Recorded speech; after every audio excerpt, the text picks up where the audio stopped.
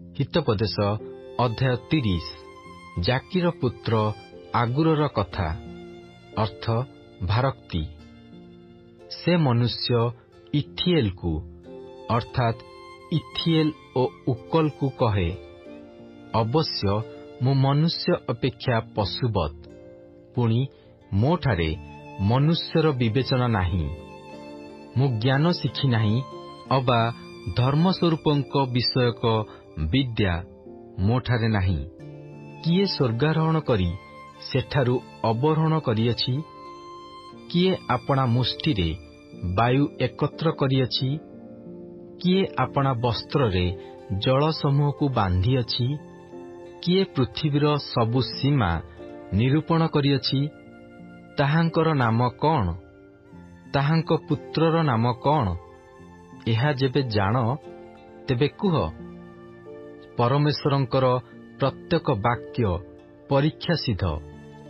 ଯେଉଁମାନେ ତାହାଙ୍କର ଆଶ୍ରୟ ନିଅନ୍ତି, ସେ ସେମାନଙ୍କର ଢାଲ। ତାହାଙ୍କ ବାକ୍ୟରେ ଯୋଗ କର ନାହିଁ, କଲେ ସେ ତୁମ୍ଭକୁ ଅନୁଯୋଗ କରିବେ, ପୁଣି ତୁମ୍ଭେ ମିଥ୍ୟାବାଦୀ ଜଣାପଡ଼ିବ। ମୁଁ ତୁମ୍ଭ ନିକଟରେ ଏ 2 ବର ମାଗିଅଛି, ମୁଁ ମରିବା ପୂର୍ବରୁ ତାହା ମୋତେ ଦେବାକୁ ଅସମ୍ମତ ହୁଅ ନାହିଁ। ଅସାରତା ଓ ମିଥ୍ୟା କଥା ମୋଠାରୁ ଦୂର କର। ମୋତେ ଦରିଦ୍ରତା କି ଧନ ଦିଅ ନାହିଁ। ମୋ ପଡ଼ିର ଭାଗ ଦେଇ ମୋତେ ପ୍ରତିପୋଷଣ କର।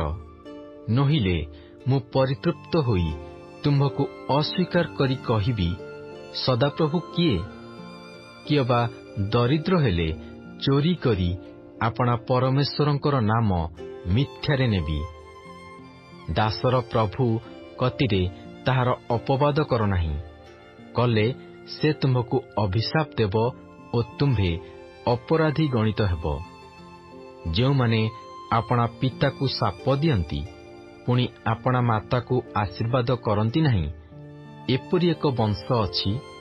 ଆପଣା ଦୃଷ୍ଟିରେ ନିର୍ମଳ ଏପରି ଏକ ବଂଶ ଅଛି, ତଥାପି ସେମାନେ ଆପଣା ମଳିନତାରୁ ଧୌତ ହୋଇନାହାନ୍ତି।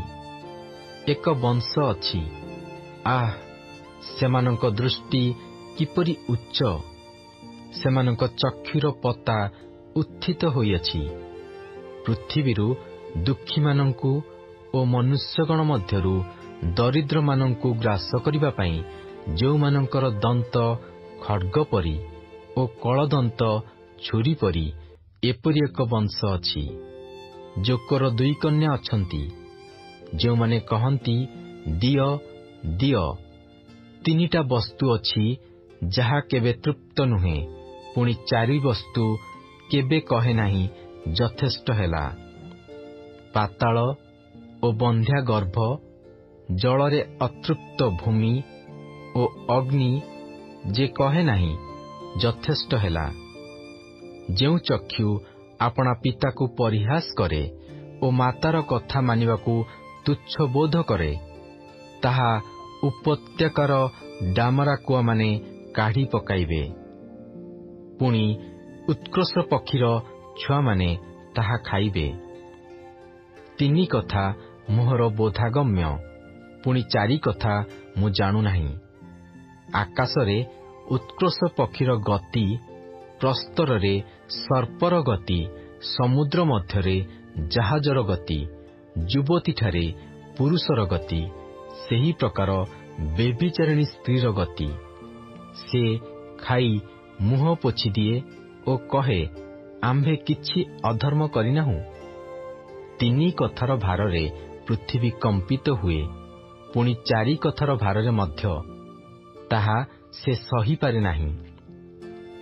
ରାଜତ୍ୱପ୍ରାପ୍ତ ଦାସର ଭାର ଓ ଆହାରରେ ପରିତୃପ୍ତ ମୂଢ଼ର ଭାର, ବିବାହ ହେବାର ଘୃଣ୍ୟ ସ୍ତ୍ରୀର ଭାର, ପୁଣି ଆପଣା କର୍ତ୍ରୀର ଉତ୍ତରାଧିକାରିଣୀ ଦାସୀର ଭାର। 4 ପ୍ରାଣୀ ପୃଥିବୀରେ ସାନ, ମାତ୍ର ଅତିଶୟ ଜ୍ଞାନବାନ। ପିମ୍ପୁଡ଼ିଗଣ ଦୁର୍ବଳ ଜାତି, ତଥାପି ଗ୍ରୀଷ୍ମକାଳରେ ଆହାର ସଞ୍ଚୟ କରନ୍ତି। ସାଫନ ଜନ୍ତୁଗଣ ଶକ୍ତିହୀନ ଜାତି, ତଥାପି ସେମାନେ ଶୈଳରେ ଆପଣା ଆପଣା ବସା ନିର୍ମାଣ କରନ୍ତି। ପଙ୍ଗପାଳମାନଙ୍କର କୌଣସି ରାଜା ନାହିଁ, ତଥାପି ସେ ସମସ୍ତେ ଦଳବଦ୍ଧ ହୋଇ ଗମନ କରନ୍ତି। ପୁଣି ମାଙ୍କଡ଼ସା ହସ୍ତ ଦ୍ୱାରା ଧରେ, ତଥାପି ସେ ରାଜାର ଅଟ୍ଟାଳିକାରେ ଥାଏ। ତିନି ପ୍ରାଣୀ ସୁନ୍ଦର ରୂପେ ଗମନ କରନ୍ତି, ପୁଣି ଚାରି ପ୍ରାଣୀ ସୁନ୍ଦର ରୂପେ ଗମନ କରନ୍ତି। ପଶୁମାନଙ୍କ ମଧ୍ୟରେ ବିକ୍ରମୀ ସିଂହ କାହା ସମ୍ମୁଖରୁ ଫେରେ ନାହିଁ। ଯୁଦ୍ଧାଶ୍ୱ, ଛାଗ ଓ ରାଜା, ଯାହା ବିରୁଦ୍ଧରେ କେହି ଉଠେ ନାହିଁ। ଯେବେ ତୁମ୍ଭେ ଆପଣାକୁ ଉଚ୍ଚ କରିବାରେ ମୂଢ଼ର କର୍ମ କରିଥାଅ, କିଏ ବା ଯେବେ କୁକଳ୍ପନା କରୁଥାଅ, ତେବେ ଆପଣା ମୁଖରେ ହାତ ଦିଅ। କାରଣ ଯଦୃପ ଦୁଗ୍ଧ ମନ୍ଥନରେ ଲବଣୀ ବାହାରେ ଓ ନାସିକା ମନ୍ଥନରେ ରକ୍ତ ବାହାରେ, ତଦ୍ରୂପ କ୍ରୋଧ ମନ୍ଥନରେ ବିବାଦ ବାହାରେ।